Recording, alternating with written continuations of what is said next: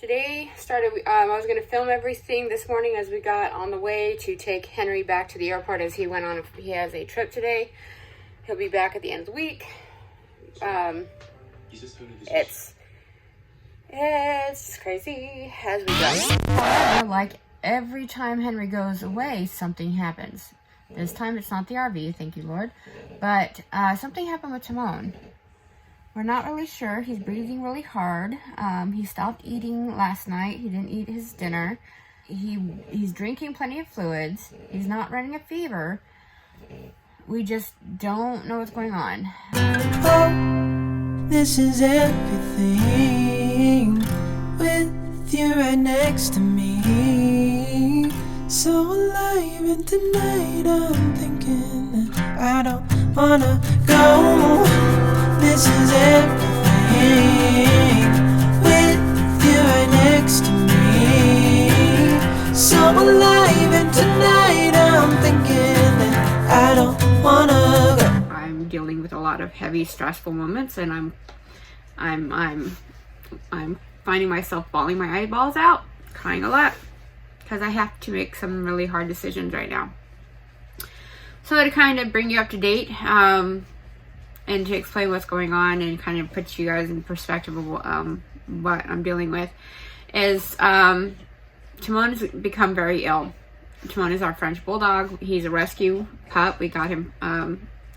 He's roughly 8 years of age, roughly-ish, because we don't know when he was born. My English bulldog is going through trying to figure out what's going on. He's kind of nervous, so you're gonna hear him making a lot of noise.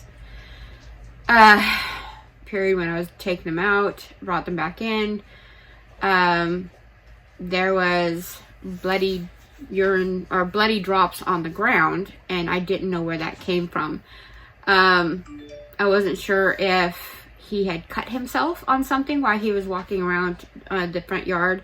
So I rolled him over, took a look at his belly, at his paws, didn't see anything out of the ordinary. There was nowhere telling me anywhere where these little bloody drops came from, and they were very small, a little bit bigger than a pin drop. I noticed there was trails leaving his bed and to the door and coming back up the stairs. And this time they were bigger. They're about the size of a nickel to the size of a quarter, some of the drops.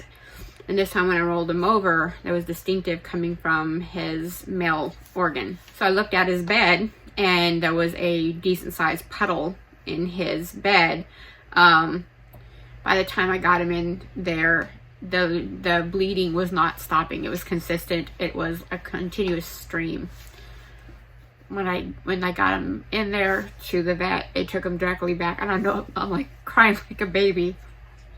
I'm looking at this little creature that I've had for a while, and I'm been loving on and taking care of, and I'm looking at his face as he looks at me like, what's going on? He doesn't understand what's going on, and I don't know how to take care of this. And it doesn't help when I'm shook up how to ease his fear.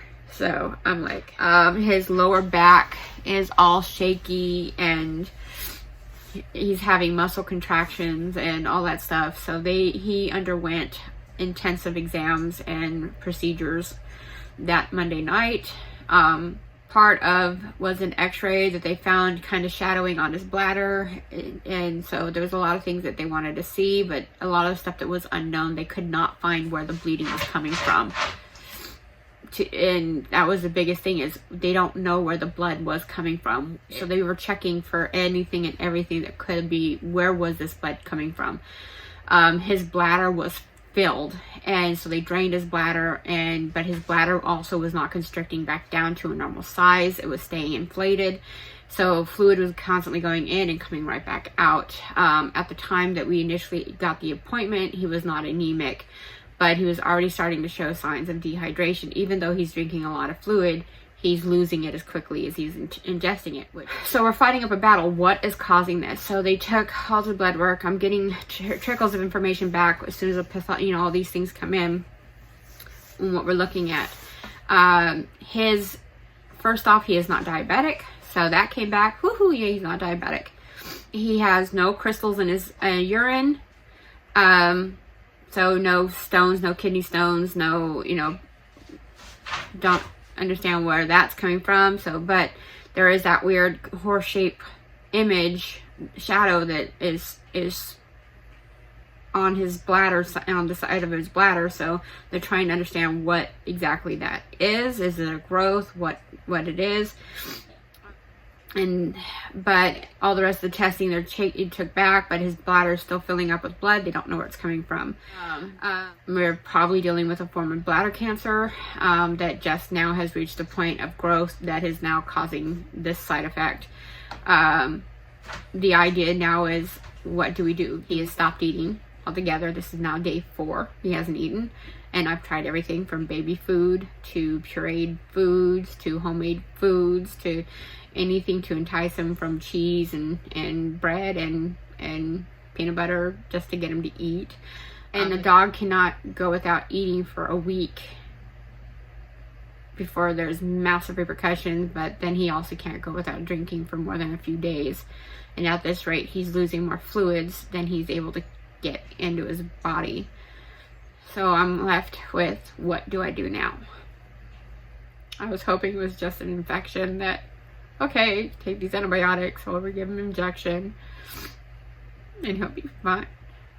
But now I'm left with this idea that I might have to say goodbye. Hi everybody. So this is Saturday.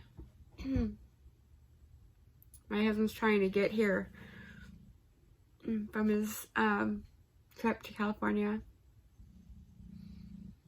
It's the 11th of December. At around 10:55 this morning, Timon passed away. Yeah, it sucked. He was really sick.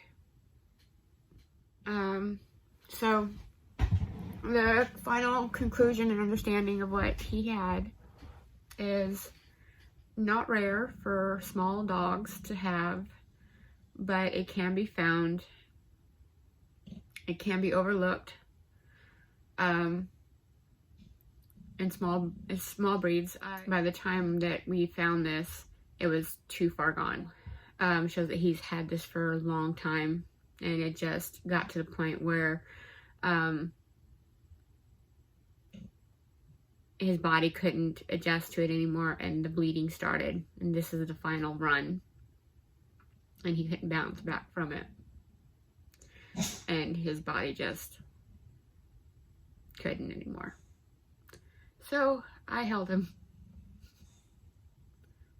but when I picked him up and put him in my lap and laid down next to him, he put his head on my arms, and he just laid there, and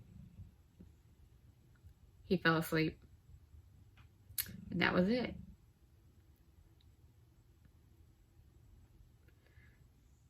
As I'm going through waves of crying jags, as you guys can tell, but I'm gonna take a few days. My husband should be home, and unfortunately his flights were delayed and he wasn't able to be here today. We knew he was gonna be passing soon. You never know when, and it just happened to be today.